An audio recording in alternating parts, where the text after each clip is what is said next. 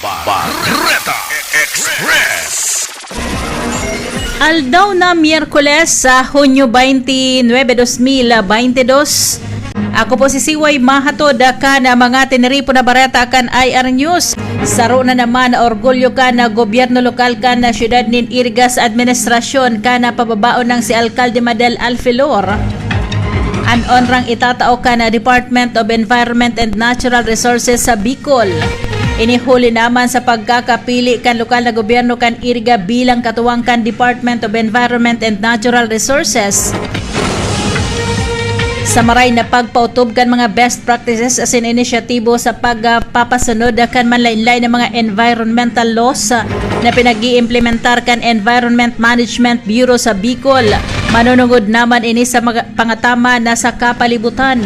Anon ra sabi ririsibihon at siya na pagkahapon kasabay sa gigibuhon na recognition ceremony para sa mga stakeholder nagigibuhon sa Environment Management Bureau Bicol Conference Room at siya na pagkahapon na sa Regional Center site duman sa syudad kan Legazpi kasabay sa selebrasyon kan World Environment Day as in a Philippine Environment Month.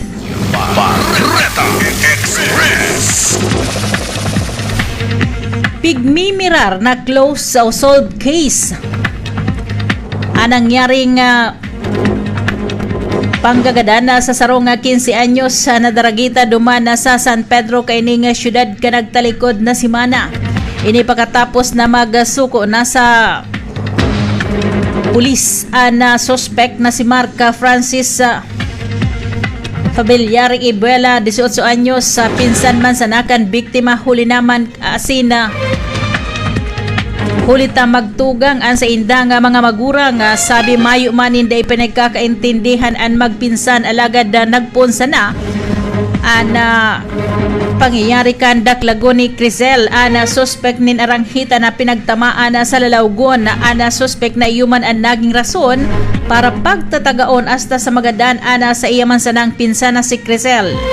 Sudma sa ipinaapod na press conference ni Lieutenant Colonel Carl Joseph Hausyan kana Irigas City PNP pigpresentar man sa media si mga naging proseso sina kung paano ninda na identify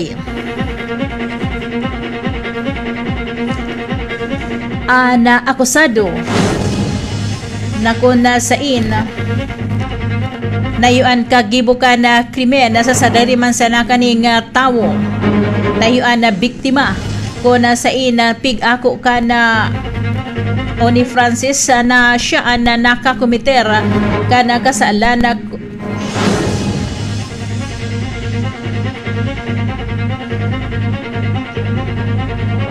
basado man na sa prosesong ginibo ka na Irigas City Philippine National Police. Asina ngunyan ana akusado ang suspect na hampang sa kasong murder in relation sa Republic Act 7610 na ngunyan nakadetenir sa Irigas City Philippine National Police. Daw gunta si mga naging parte kan pahayag ni Police Lieutenant Colonel Hausyan. Ginawa yung crime, kailangan niya yung charge na kanya, charge na kanya mamaya. After this kasi we're waiting for the death certificate being signed by the attending physician. Then we will file the order case against the suspect for request na po siya. So we will consider this as solved, case solved. Kasi identified, filed, and he was arrested. Next. Na parte ka na mga naging pahayag ni Lieutenant Colonel Carl Joseph Hausyan. Barreta Express.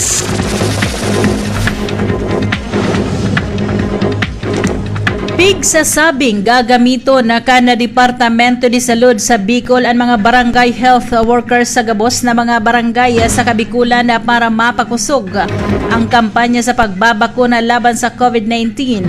Sabi kan Departamento de Salud sa Bicol sa paginaman kan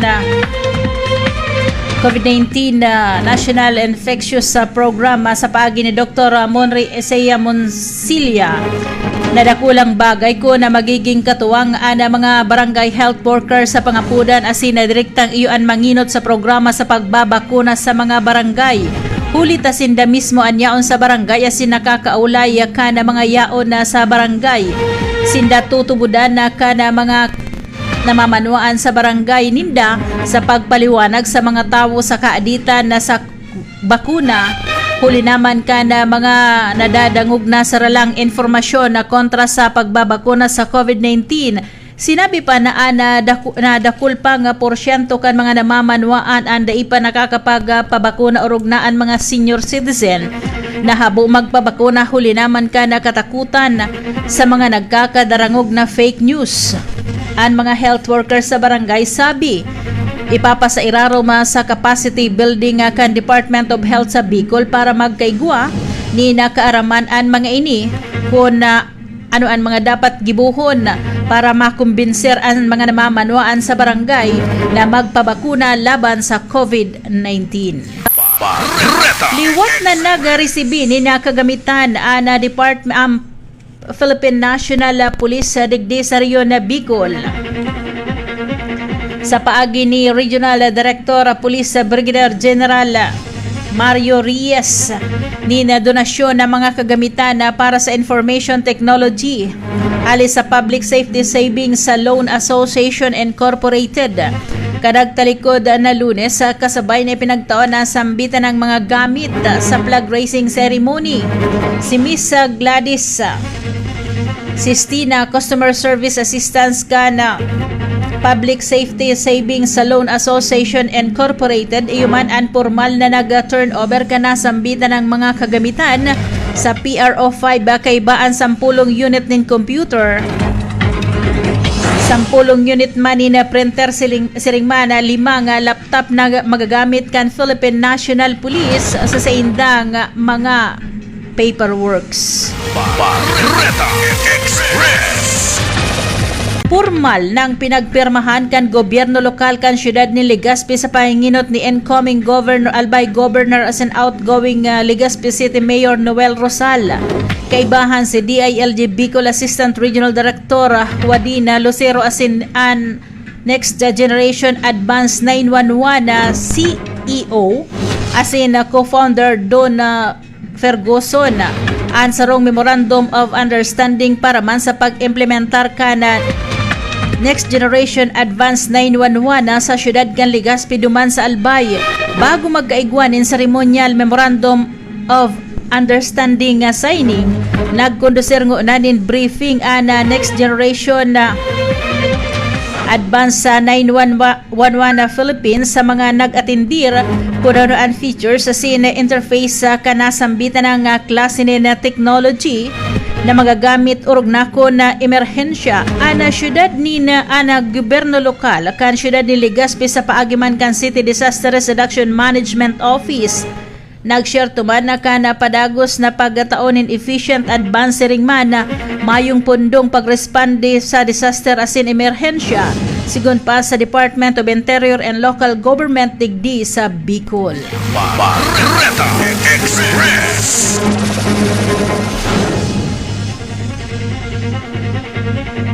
On-demand generation team kana Department of Health sa Bicol Center for Health Development. Yaon niya na simana sa probinsya ni na Camarines Sur ka nagtalikod na aldaw binisita ka na Department of Health Bicol team ang banwaan ka na nabwa pili asina syudad nin Iriga para makipag hampangan sa mga magurang para tukdo barangay official asin barangay health worker manungod sa bakuna kontra COVID-19.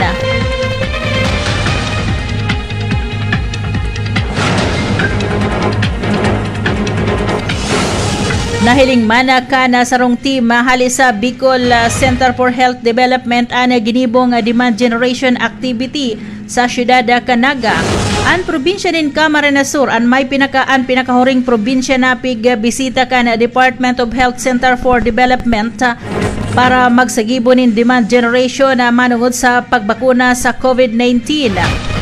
Gusto ka na Bicol Center for Health Development na maipadagos ka na mga lokal na gobyerno ang nasambitan ng aktibidad, initanganing mapalangkaw paan bilang kan mga natatawanin proteksyon laban sa COVID-19. Barreta Express.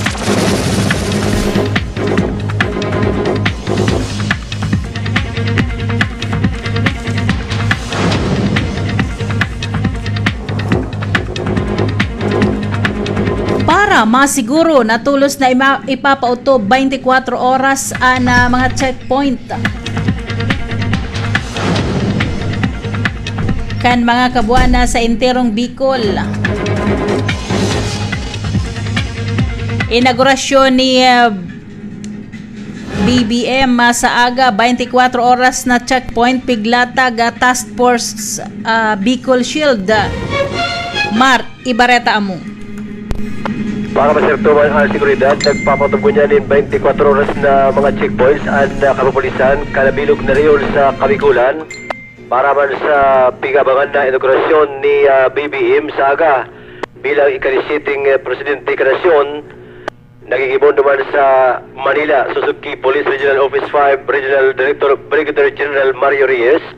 Pigalito na ang 27 mga municipal na City Police Station sa riyon, kabali na ang Naga City Police Office para maglatag nin 24 oras na police checkpoints sa mga pinag-agihan kan mga motorista sa Maharlika National Highway, hali dyan sa Matnog, Sorsogon, Albay, Camarines Sur, abot duman sa Santa Rina, Camarines Norte. Kasabay man na pigbilog asin pig-activate ang Police Regional Office 5 ang Task Force Bicol Shield para magtabang na mamantin ang katranquiluhan kan bilog na rin pati sa Kamandilaan para sa gibon na inaugurasyon ni BBM.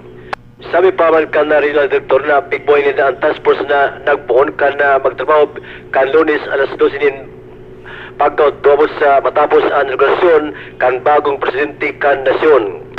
Biga sugo panriyes na pakasugon ang polis asin na mobile visibility sa kabus na lugar sa riyon, asin i-monitor ang sitwasyon kan peace and order, asin maging aniro kan mga maraot na elemento na posabling sabotayon ang makasaysayan aktibidad kan nasyon.